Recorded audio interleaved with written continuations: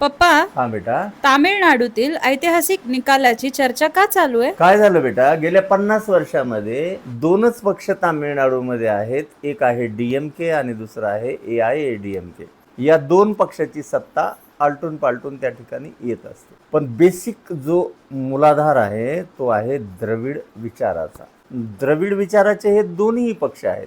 पण या दोन्ही पक्षाच्या व्यतिरिक्त पहिल्यांदा 2026 मध्ये एक इतिहास तामिळनाडूमध्ये घडला आणि हा इतिहास घडलेला आहे TVK या पक्षाच्या निमित्तानं. विजय थालापती नावाचे जे अभिनेते आहेत त्यांनी गेल्या वर्षी TVK नावाची एक संघटना काढली, तमिळगा वेत्री कळघम नावाची, आणि या TVK मुळे तामिळनाडू चर्चेमध्ये आलं. त्याचं कारण असं आहे की पहिल्यांदा इतकी सिंगल मेजॉरिटी एका अभिनेत्याच्या पक्षाला तामिळनाडूमध्ये मिळालेली आहे, कुठलंही पक्षाचं बॅकग्राऊंड नसताना आपल्या फॅन फॉलोईंगच्या जोरावर. पण प्रश्न फक्त इतकाच नाहीये, तर चर्चेचा विषय हा आहे की हे जे विजय आहेत TVKचे नेते, यांची फॅन फॉलोईंग जरी असली तरी केवळ अभिनेता म्हणून नव्हे तर द्रविड विचाराला मूलभूत मानून एक त्याचं एक्सपान्शन, आधुनिकतेची जोड त्यांनी द्रविड विचाराला दिली आणि धर्मनिरपेक्षतेच्या मुद्द्यावर पेरियार रामस्वामी नायकर,